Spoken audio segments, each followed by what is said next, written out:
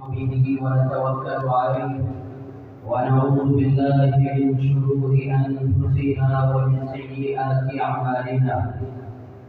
من يهده الله فلا مضل له ومن يضلل فلا هادي له. أشهد أن لا إله إلا الله وحده لا شريك له وأشهد أن محمدا عبده ورسوله. أما بعد فإن خير الحديث كتاب الله وخير الهدي هدي محمد صلى الله عليه وسلم وشر الأمور محدثاتها وكل محدثة بدعة وكل بدعة ضلالة وكل ضلالة في النار. أعوذ بالله السميع العليم من الشيطان الرجيم. بسم الله الرحمن الرحيم. وسارعوا إلى مغفرة من ربكم وجنة عرضها السماوات والأرض أعدت للمتقين. اللہ رب العزت نے ہم انسانوں کو مختلف مراحل سے گزارا اور ہم ان مرحلوں سے گزرتے ہوئے اپنے آخری انجام کی طرف بڑھ رہے ہیں.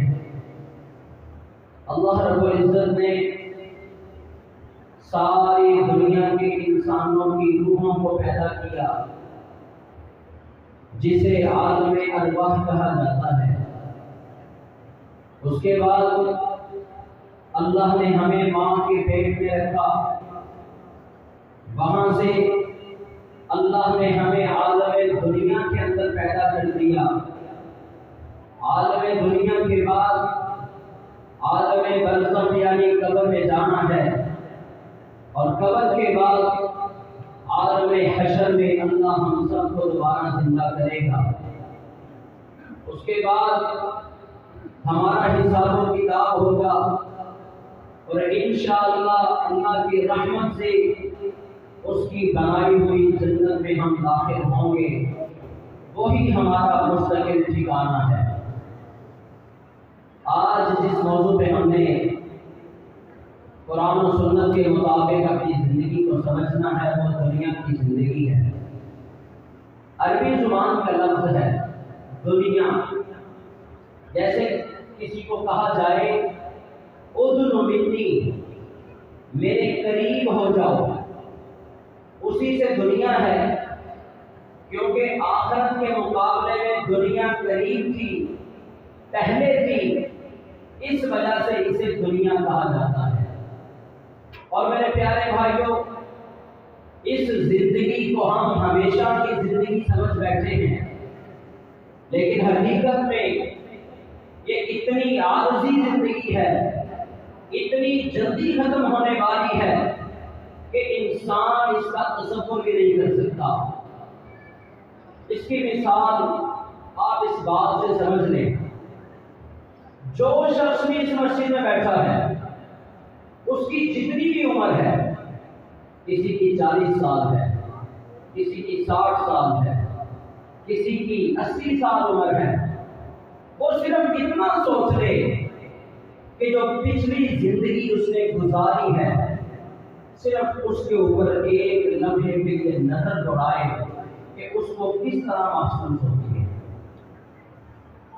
80 سال کے بزرگ کو بھی وہ زندگی خواب لگے گی.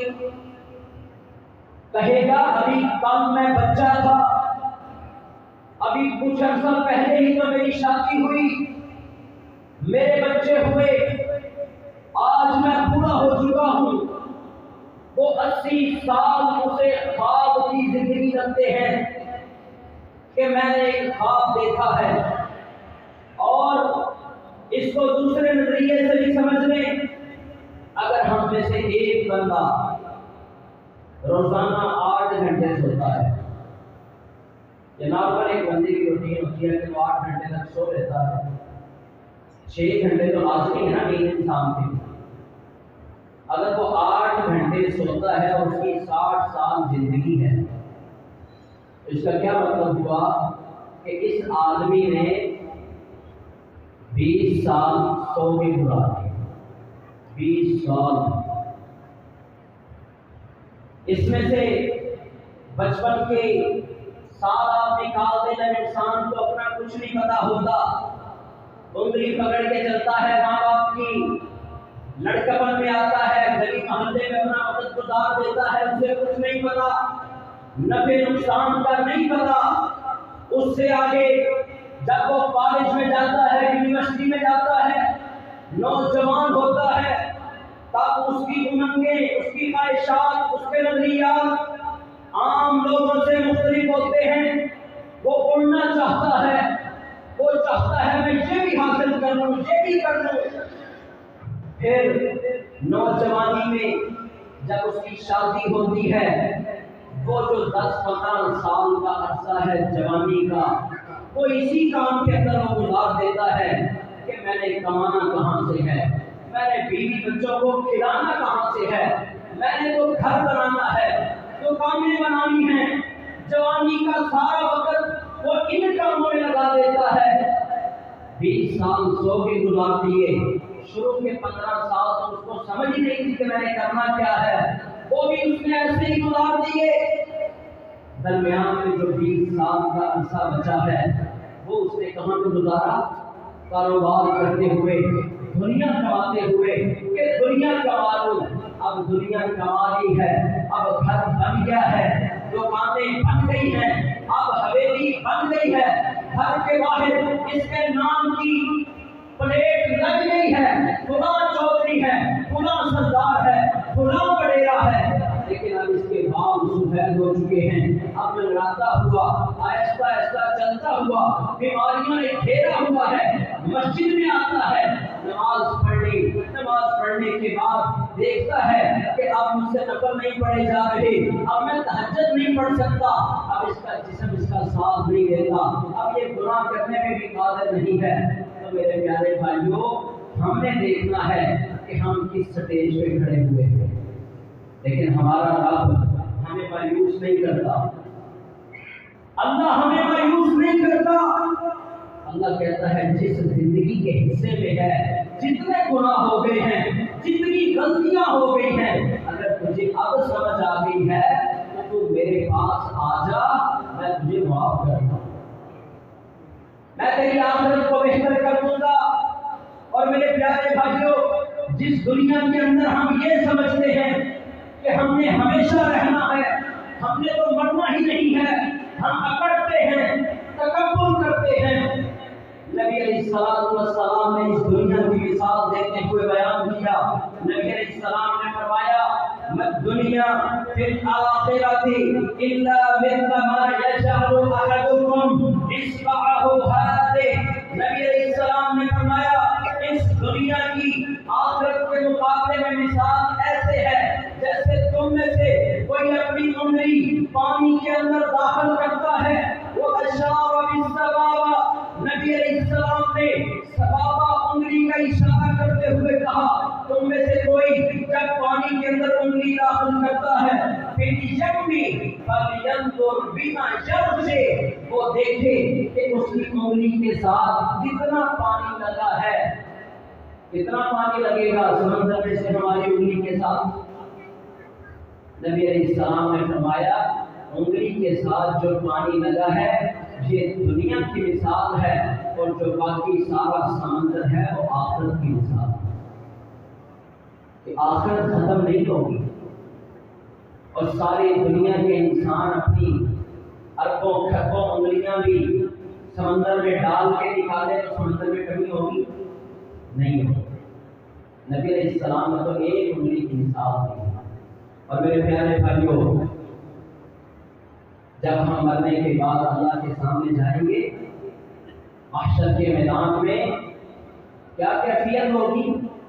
اور وہ لوگ جو اللہ کی سختیوں کو، عذابوں کو دیکھیں گے، وہ اپنی زبان سے کہیں گے كأنهم يوم يرونها لم يلبثوا إلا عشية أو ضحاها۔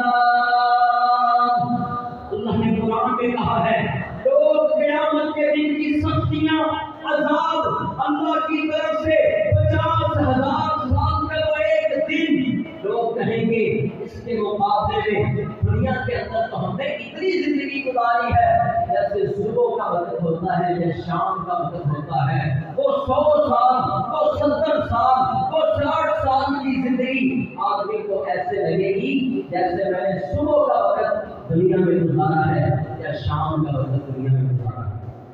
بندہ اپنی زبان سے کہے۔ اور دوسری جگہ اللہ فرماتے ہیں كأنهم يوم يرون ما يوعدون لم يلبثوا إلا ساعة من نهار۔ قیامت کے دن، اس دن کی بڑائی، لمبائی اور اس کی سختیاں دیکھتے ہوئے لوگ کہیں گے کہ ہم نے تو دن کا تھوڑا سا حصہ دنیا میں گزارا ہے۔ 60 سال کی زندگی، 100 سال کی زندگی، بندہ اپنی زبان سے کہے گا میں تو دنیا میں تھوڑا سا وقت گزار کے آیا۔ جس دنیا کو ہم نے ہمیشہ کی زندگی سمجھ لیا کہ ہم نے یہیں رہنا ہے، ہم نے مرنا نہیں ہے، اسی وجہ سے تو ہم ظلم کرتے ہیں۔ جس کو آخرت یاد ہوتی ہے وہ کسی کے ساتھ زیادتی نہیں کرتا۔ میرے پاس ایک فون آیا ملتان سے، وراثت کا مسئلہ پوچھ رہے ہیں، ان کو میں پرسنلی جانتا تھا۔ والد فوت ہوا، جائیداد تقسیم نہیں ہوئی، آگے 3 بھائی بھی فوت ہو چکے ہیں، تو والد کی جائیداد تقسیم نہیں ہوئی۔ وہ جو استعمال کر رہے ہیں وہ کس کا حق کھا رہے ہیں؟ بہن بھائیوں نہیں کھا رہے ہیں۔ وہ اللہ کے نبی صلی اللہ علیہ وسلم نے فرمایا من ظلم قید شبر من الارض، جس بندے نے کسی کی زمین پہ ایک ہاتھ کے برابر بھی اگر قبضہ رکھا اپنا، تؤتیہ یوم القیامۃ 70 ارضا، اللہ قیامت کے دن ساری زمینوں کا اس جگہ کا توق بنا کے اسے گلے بنا دے گا۔ ساری دنیا کے سامنے نظر آئے گا یہ 10 مرلوں کا توق پہنا ہوا ہے، یہ 5 مرلوں کا، یہ دکانوں کا، سارے محشر کے میدان میں ذلیل ہوگا کہ یہ کسی کی جگہ کے اوپر قابض ہے۔ کیا مل جائے گا ہمیں وہاں؟ ہمارے مرنے کے بعد ہمارا وہی ہے جہاں ہم دفن ہیں، بلکہ کچھ عرصے کے بعد تو ہماری قبر کے اوپر بھی قبر بن جائے گی۔ وہ جو دکانیں کسی کی کھا گیا وہ دنیا میں ہی رہ گئی، کھائے گا کوئی حساب تجھے دینا پڑے گا۔ تو نے بہن کا حصہ نہیں دیا، اس سے معاف کروا لیا، اللہ کے پاس تجھے حساب دینا پڑے گا۔ اللہ نے تیرے ساتھ زیادتی نہیں کی تھی، بہن کو آدھا دیا تھا، تجھے ڈبل دیا تھا، لیکن پھر بھی اس کے ایک حصے پہ قبضہ کر دیا، اللہ نے اس کو دیا ہے۔ کیوں جی؟ میں نے دیا، آپ نے دیا یا کس نے دیا؟ اللہ نے دیا۔ قرآن مجید یوصیکم اللہ فی اولادکم للذکر مثل حظ الانثیین۔ قرآن میں اللہ کہتا ہے اور بیٹی کو ایک حصہ، بیٹے کو 2 ملیں گے۔ یہ اللہ تمہیں حکم دے رہا ہے دنیا کمانے کے لیے، پیٹ کا جہنم بھرنے کے لیے، بہنوں کے، بیٹیوں کے، بھائیوں کے، یتیم بھتیجے بھتیجیوں کے حق میں اگر ہم نے قبضہ کر لیا، دنیا کی زندگی تو جیسے بھی گزاریں گے، محشر کے میدان میں اللہ کے حضور حساب دینا پڑے گا۔ اور یہ دنیا کی زندگی آخرت کے مقابلے میں کچھ بھی نہیں ہے۔ اور یہ 1 کنال 2 کنال یہ کچھ مرلے۔ آئیے نبی علیہ السلام سے سنیے جنت کی جگہ کتنی قیمتی ہے۔ نبی علیہ السلام نے فرمایا موضع صوت فی الجنہ، وہ جنت کے اندر 1 کوڑے کے برابر جگہ، چمڑے کا بنا ہوا کوڑا، یہ پرانے وقتوں میں استعمال ہوتے تھے لوگوں کو سلائیں دینے کے لیے، اور یہ ٹانگا چلانے والا بھی کوڑا رکھتا تھا ٹانگے کو چلانے کے لیے۔ اس کے برابر بھی اگر جنت میں جگہ مل گئی، نبی علیہ السلام فرماتے ہیں خیر من الدنیا وما فیہا، دنیا سے بھی بہتر ہے، دنیا میں جتنی دولتیں ہیں اس سے بھی بہتر ہے جنت میں تمہیں 1 کوڑے کے برابر جگہ مل جائے گی، 1 کوڑے کے برابر۔ اور لغدوۃ فی سبیل اللہ او روحۃ خیر من الدنیا وما فیہا۔ اور جس مجاہد نے اللہ کے راستے میں صبح کا وقت گزارا ہو یا شام کا وقت اللہ کے راستے میں جہاد کرتے ہوئے گزارا ہو، یہ صبح کا وقت اور شام کا وقت خیر من الدنیا وما فیہا، یہ بھی نبی علیہ السلام نے فرمایا دنیا اور اس کی دولتوں سے افضل ہے۔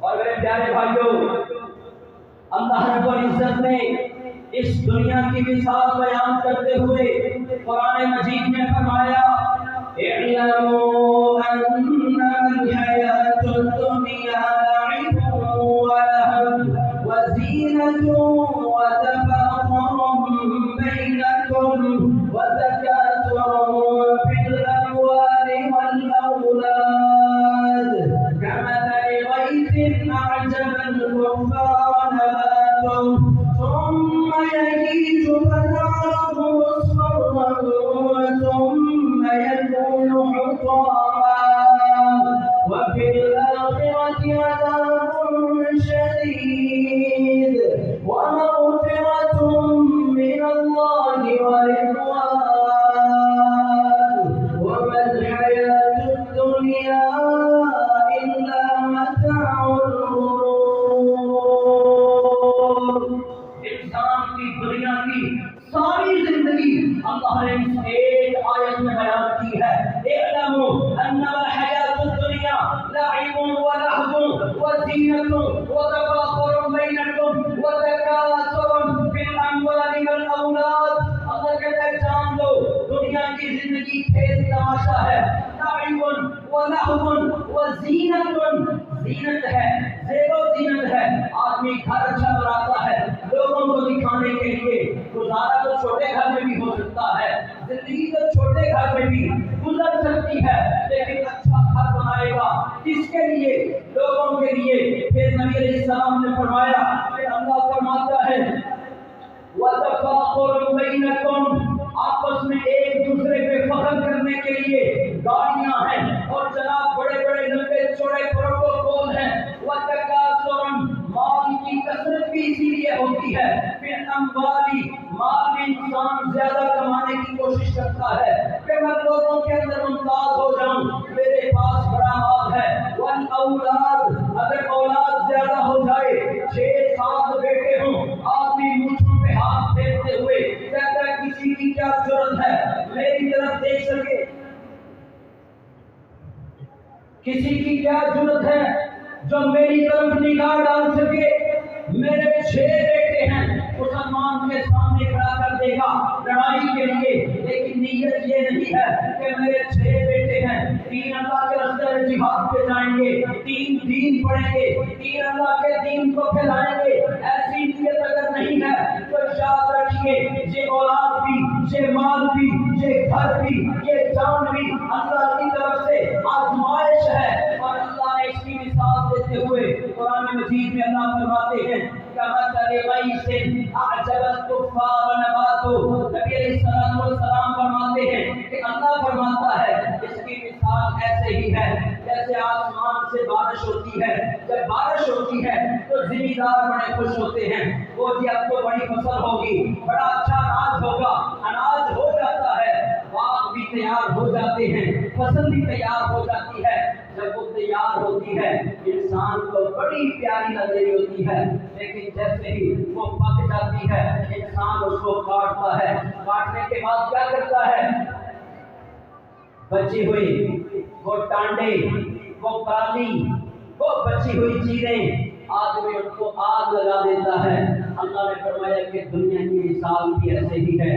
انسان جب جوان ہوتا ہے، مال پاس ہوتا ہے، اولاد ہوتی ہے، آدمی فخر بھی کرتا ہے، آدمی ایک دوسرے کے اوپر اپنا روح بھی جماتا ہے، لیکن جیسے ہی یہ بوڑھا ہوتا ہے، ہڈیوں کا ڈھانچہ ہوتا ہے، اولاد بھی مر جاتی ہے، مال بھی ختم ہو جاتا ہے، تو آخر میں کیا بچتا ہے؟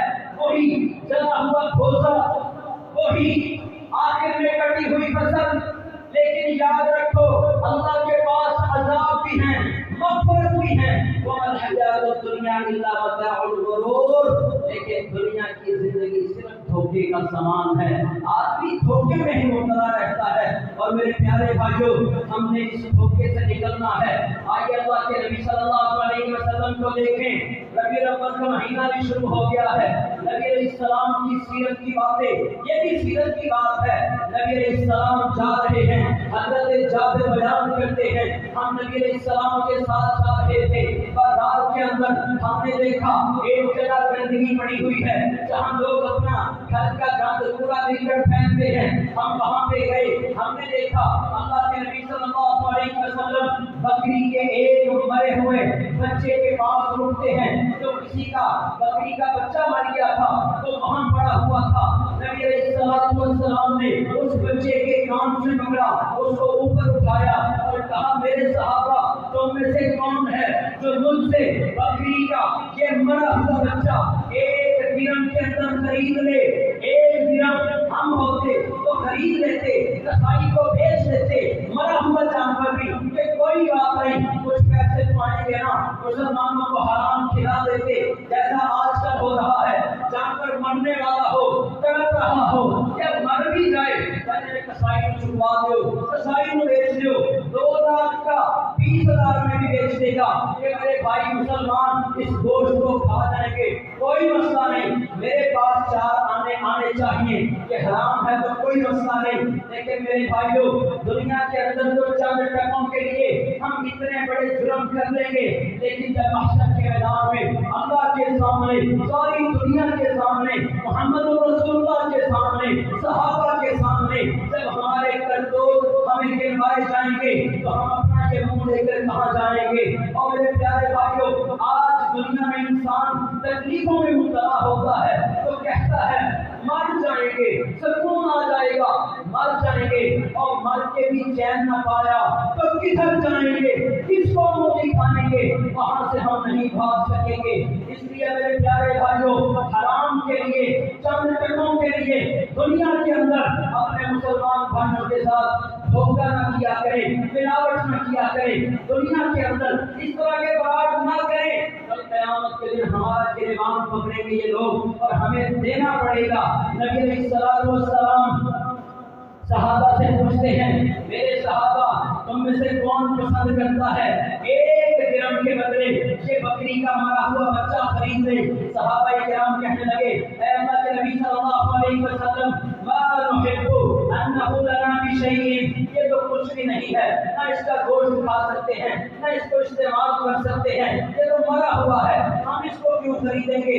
اللہ کے نبی صلی اللہ علیہ وسلم نے فرمایا، اچھا درہم نہ دو، کیا تم میں سے کوئی مجھ سے مفت یہ بکری کا بچہ لینا پسند کرے گا کہ مفت لے جائے؟ صحابہ نے کہا یہ تو گندگی ہے، اللہ کے نبی مرا ہوا جانور ہے، ہم اس کو لے کر کہاں جائیں گے؟ نبی علیہ السلام نے فرمایا، فواللہ، اللہ کی قسم، الدنیا احبن علی اللہ من ھذا علیکم، جس طرح تمہاری نگاہوں کے اندر بکری کا یہ مرا ہوا بچہ حقیر ہے، اللہ کی قسم اللہ کی نگاہوں میں دنیا اس سے بھی زیادہ ذلیل ہے، دنیا اس سے بھی زیادہ حقیر ہے، اللہ کی نظروں میں دنیا کی کوئی وقت نہیں ہے۔ اور نبی علیہ السلام نے فرمایا، یہ حدیث بھی یاد رکھیے، نبی علیہ السلام نے فرمایا، لو كانت الدنيا تعدل عند الله جناح بعوضة، اگر یہ دنیا اللہ کے نزدیک مچھر کے ایک پر کے برابر بھی حیثیت رکھتی، ویلیو رکھتی، مچھر کے ایک پر کے برابر بھی، ما سقا کافرا منها شربت ماء، اللہ کے طرف کسی کافر کو، اپنے دشمن کو اس دنیا کا پانی کا ایک قطرہ بھی نصیب نہ ہونے دیتا۔ اگر اللہ کے نزدیک اس دنیا کی کوئی وقت ہوتی، حیثیت ہوتی، لیکن یاد رکھو دنیا کی کوئی وقت اللہ کے سامنے نہیں ہے۔ آج اسی لیے دنیا کے سارے خزانے کافروں کے پاس ہیں، دنیا کی ساری معیشتوں پہ انہوں نے اپنا کلچ ٹائٹ کیا ہوا ہے، ہم بھی انہیں کے سامنے ہاتھ پھیلاتے ہیں، IMF کے سامنے، ورلڈ بینک کے سامنے، ساری دنیا کے سامنے ہم مسلمان چوری پھیلا کے کھڑے ہوتے ہیں، اتنی چوریاں اللہ کے سامنے پھیلائی ہوتی تو اللہ ہمیں کبھی ناکام نہ لوٹاتا، لیکن مسلمان دنیا کو ہی سب کچھ سمجھ بیٹھا ہے۔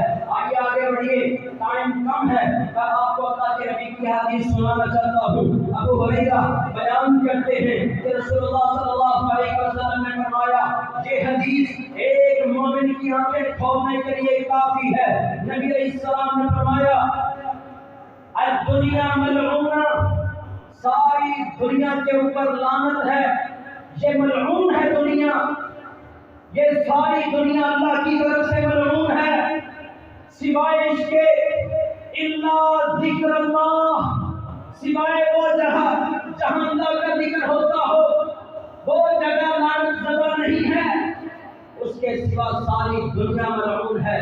جہاں اللہ کا ذکر ہوتا ہے اس جگہ پہ اللہ کی لعنت نہیں ہے۔ نبی علیہ السلام نے فرمایا، وما بالہ، اور جس عمل کو اللہ پسند کرتا ہے اس جگہ پہ بھی اللہ کی لعنت نہیں ہوگی، اس کے علاوہ ساری دنیا پہ اللہ کی لعنت ہے۔ نبی علیہ السلام نے فرمایا، او عالما او متعلما، دو ہی آپ نے چیزیں بیان کی۔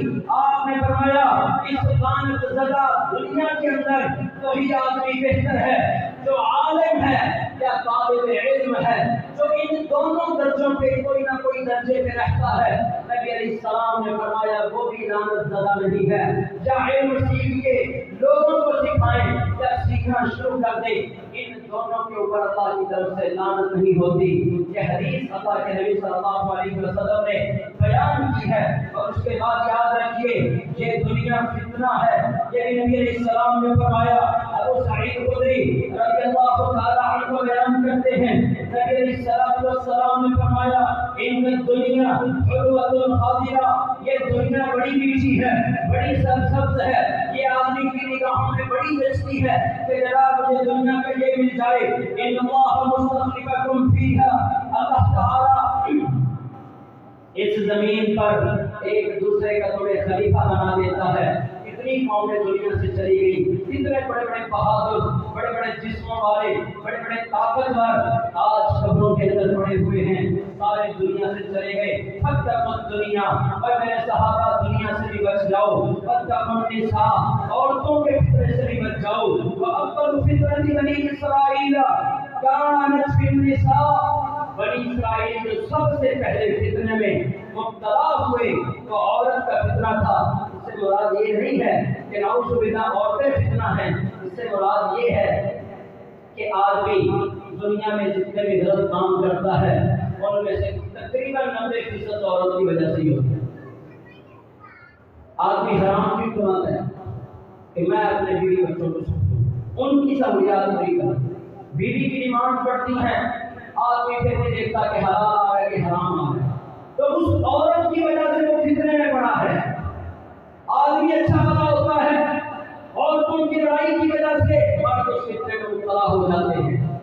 اور ایک بندہ دین والا ہوتا ہے، نمازی ہوتا ہے، بعد میں پتہ چلتا ہے کہ فلاں عورت کے فتنے میں مبتلا ہو گیا، گھر سے بھی دور، ماں باپ کی نافرمانی انسان کر دیتا ہے عورت کے پیچھے۔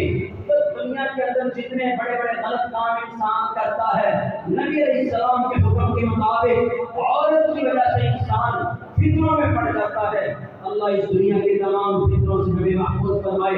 اور اس کے بعد میرے پیارے بھائیوں، عبداللہ بن عمر رضی اللہ تعالی عنہ کہتے ہیں، اللہ کے نبی صلی اللہ علیہ وسلم نے ایک دن میرے کندھے پہ ہاتھ رکھا اور کہا، عبداللہ تم فی دنیا کانک غریب، دنیا میں اس طرح زندگی گزارو جیسے اجنبی ہوتا ہے، کسی کو پتہ ہی نہیں۔ اور ہم سارے مشہوریوں کے چکر میں پڑے ہوئے ہیں، سوشل میڈیا پہ میں مشہور ہو جاؤں، میرے فالوور زیادہ ہو جائیں، میرا اکاؤنٹ اتنی رینکنگ پہ پہنچ جائے، اتنی ریٹنگ مجھ کو مل جائے، میں مشہور ہو جاؤں۔ کوئی ایم پی ہے، وہ اتنا دین پہ، اللہ کے کاموں پہ، لوگوں کی خدمت پہ خرچ نہیں کرے گا جتنا اپنی پبلسٹی پہ کرے گا۔ بڑے بڑے فلیکس، اگر اکثر آئے گا تو آپ کو نظر آ جائیں گے۔ یہ کیا ہے؟ یہ دنیا کے اندر نمود و نمائش، دکھاوا، بڑے بڑے دنیا کے سارے فراڈیے آپ کو ایک فلیش پہ نظر آنا شروع ہو جائیں گے۔ یہ کیا ہے؟ اس کے پیچھے یہی ہے کہ میں دنیا میں مشہور ہو جاؤں۔ نبی علیہ السلام اپنے صحابی کے کندھے پہ ہاتھ رکھ کے کیا کہہ رہے ہیں؟ میرے صحابی تم پھر دنیا کا اپنا کا غریب، دنیا میں اجنبی بن کے رہو، او عابر السبیل، یا مسافر بن کے رہو۔ مسافر کوئی لمبی چوڑی پلاننگ نہیں کرتا، کوئی بڑے لمبے چوڑے حساب نہیں رکھتا، اس کا ایک بیگ ہوتا ہے، 2-4 کپڑوں کے سوٹ ہوتے ہیں، ایک جگہ آرام کرتا ہے پھر آگے چل پڑتا ہے۔ ہم نے دنیا میں آرام نہیں کرنا، آرام ہم نے انشاءاللہ اللہ کی جنتوں میں کرنا ہے۔ یہ زندگی ہم نے اللہ کے حکم کے مطابق گزارنی ہے۔ نبی علیہ السلام نے فرمایا عبداللہ اذا امسیت فلا تنتظر الصباح، عبداللہ جب شام ہو جائے تو صبح کا انتظار نہ کرنا، واذا اصبحت فلا تنتظر المساء، اگر صبح ہو جائے شام کا انتظار مت کرنا، تو اتنی لمبی امیدیں نہ رکھنا۔ اور میرے پیارے بھائیوں، اللہ کے نبی صلی اللہ علیہ وسلم دنیا سے بڑی بے رغبتی رکھتے تھے۔ صرف 2 احادیث سنا کے میں اپنی بات کو ختم کروں گا۔ اللہ کے نبی صلی اللہ علیہ وسلم کے بارے میں صحیح بخاری کتاب الطلاق کے اندر ایک حدیث ہے۔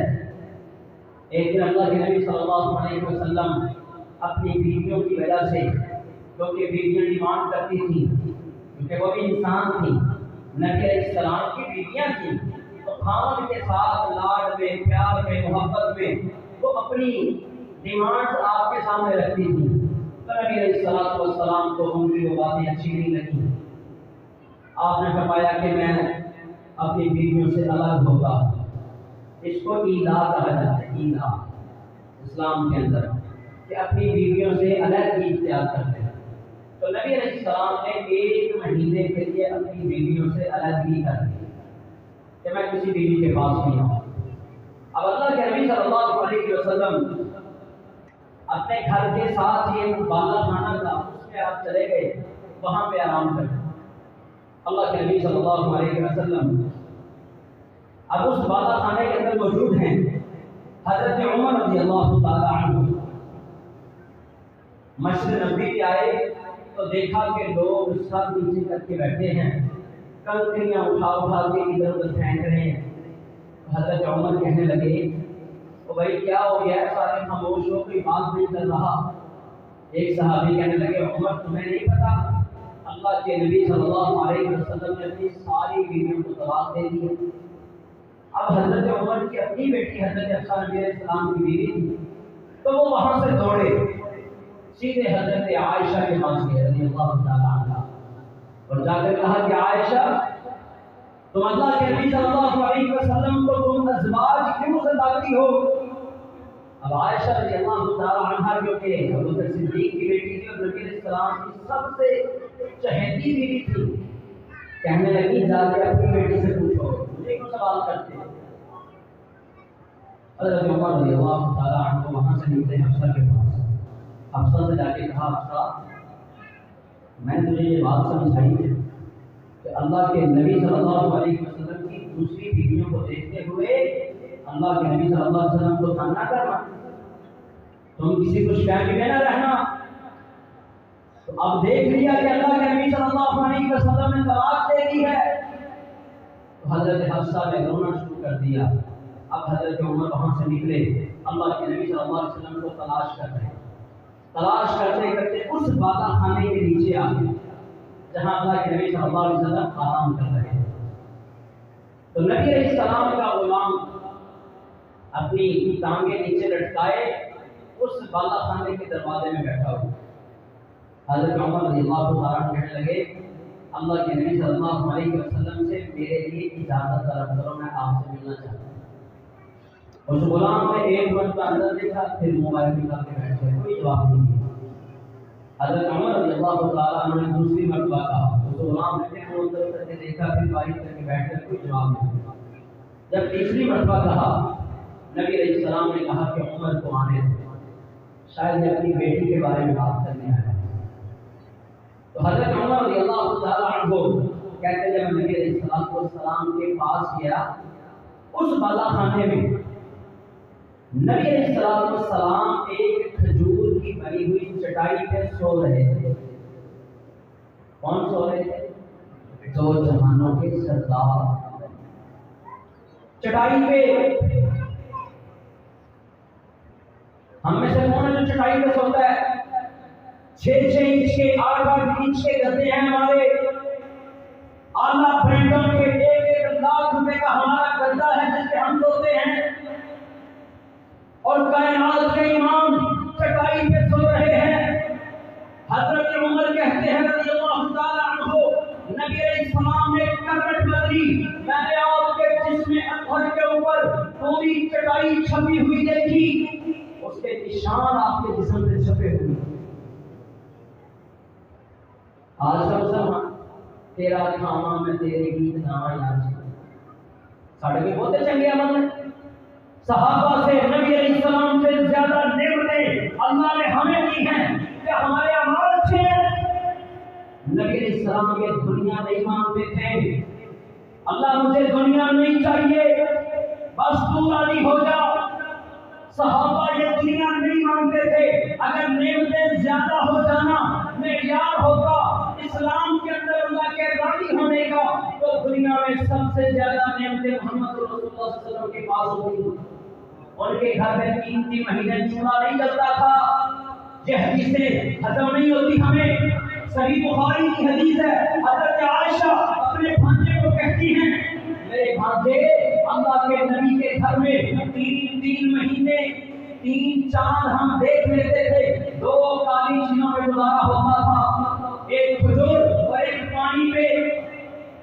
और ये कहता है कि अल्लाह के नबी तो खाना तो गीत गाना। तो मेरे प्यारे भाइयों, अल्लाह के नबी सल्लल्लाहु अलैहि वसल्लम ने करवट बदली, चटाई के निशान आपके जिस्म पे हैं। हजरत उमर ने रोना शुरू कर दिया। उमर ने रोना शुरू कर दिया। उमर क्यों रोते हो? कहा अल्लाह के नबी आप 2 जहानों के सरदार हैं, आपके मुकाबले में वो कैसर, वो ईरान का बादशाह, वो किसरा, ईरानी और रूमी जो दुनिया के जालिम जाबिर बातिल नजरियात रखने वाले बड़े बड़े बादशाह, अल्लाह के नबी को आराम दे महलों के अंदर बिस्तरों पे सोते हैं। आप 2 जहानों के सरदार हैं और आप चटाई पे सो रहे हैं। मैं इस वजह से रो रहा था। नबी अलैहिस्सलाम ने क्या जवाब दिया? कहा उमर तो इस बात पे राजी नहीं है, अल्लाह ने उनके लिए दुनिया में सब कुछ बना दिया है, हमारे लिए जन्नत तैयार की है, हम जन्नत में सोएंगे। कितना प्यारा जवाब दिया मोहम्मद रसूलुल्लाह सल्लल्लाहु अलैहि वसल्लम ने। और नबी अलैहिस्सलाम के एक गवर्नर की बात करके अपनी बात खत्म करता हूँ। अबू उबैदा बिन जर्राह रज़ियल्लाहु ताला अन्हु, जानते हैं कौन है?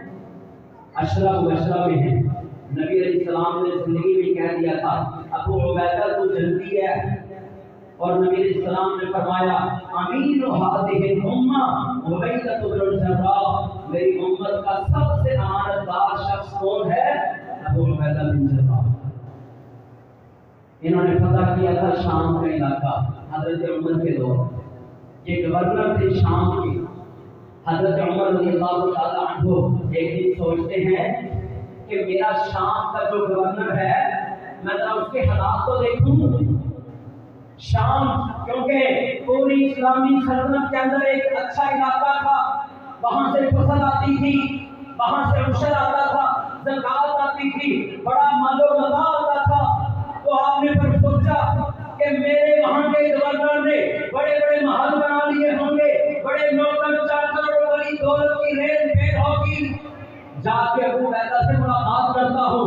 मदीना मुनव्वरा से निकले अमीरुल मोमिनीन उमर बिन खत्ताब अकेले शाम जा रहे हैं, अकेले। पूरी रुए जमीन पे उमर के दौर में उमर को खतरा नहीं था, क्योंकि उमर अदल करता था। और जब शाम में पहुंचे अबू उबैदा से मुलाकात हुई। अबू उबैदा रज़ियल्लाहु ताला अन्हु ने बताया अमीरुल मोमिनीन ये बाजार है, ये लोग हैं, ये ताजर हैं, निज़ाम इस तरह चलता है। सारा कुछ करने के बाद, मामला चेक करवाने के बाद अमीरुल मोमिनीन कहने लगे अबू उबैदा मैं तेरा भी घर देखना चाहता हूँ, तेरा घर कहाँ है? कहने लगे अमीरुल मोमिनीन میرے گھر کو دیکھ کر آپ کیا کہیں گے؟ ابو عبیدہ میں نے دیکھنا ہے، تیرے گھر جانا ہے، مجھے اپنا گھر دکھاؤ۔ حضرت ابو عبیدہ رضی اللہ تعالیٰ عنہ کہنے لگے امیر المومنین میرا گھر دیکھ کر آپ کو اپنی آنکھیں میں چھوڑنے کے علاوہ کچھ نہیں ملے گا۔ جو مرضی ہو جائے گھر تو میں تیرا دیکھ رہا ہوں۔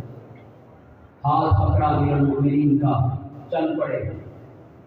شام اس کا دارالحکومت دمشق، آج بھی وہ شہر موجود ہے دنیا میں، بڑی رنگینیاں ہیں اس کی۔ بازار گزرتا جا رہا ہے، امیر المومنین کہتے ہیں گھر کدھر ہے، محل کدھر ہے، کدھر لے کے جا رہا ہے؟ کہتے ہیں امیر المومنین تھوڑا سا آگے، تھوڑا سا آگے۔ چلتے چلتے شہر ختم ہو گیا، تو جیسے آپ کا شہر ہے پھر شہر ختم ہو جاتا ہے نا آگے جا کے، ایسے ہی وہ بھی اپنے شہر سے باہر لے گئے۔ سامنے گئے، ایک جھونپڑی بنی ہوئی کھجور کے تنوں کی، اس کے سامنے امیر المومنین کو کھڑا کر دیا، یہ میرا گھر ہے۔ شام کے گورنر کا ابو عبیدہ بن جراح کا گھر۔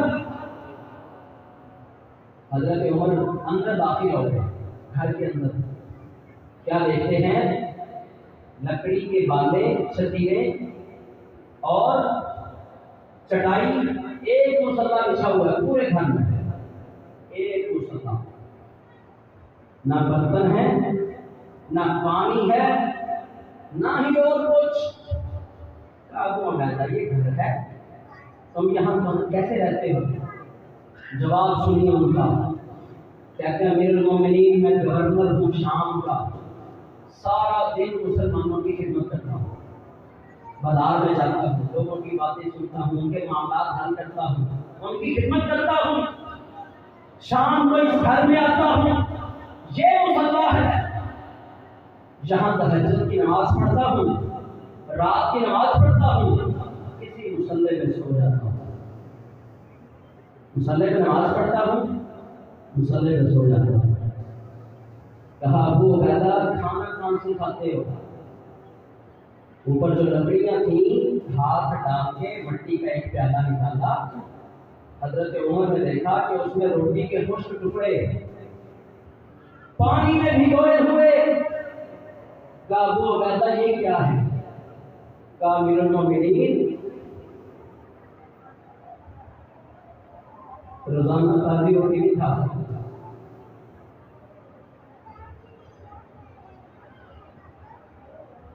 ایک عورت میرے والد میرے لیے اکٹھی روٹیاں دے جاتی ہے، روٹیاں سوکھ جاتی ہیں، صبح بھگو کے جاتا ہوں، شام کو آگے کھا لیتا ہوں۔ حضرت عمر رونے لگ گئے۔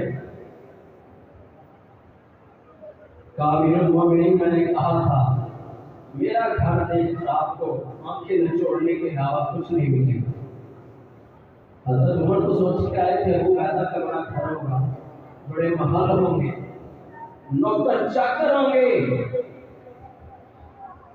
کہنے لگے ابو عبیدہ جیسا تو اللہ کے نبی کے دور میں تھا ویسا ہی آج ہے۔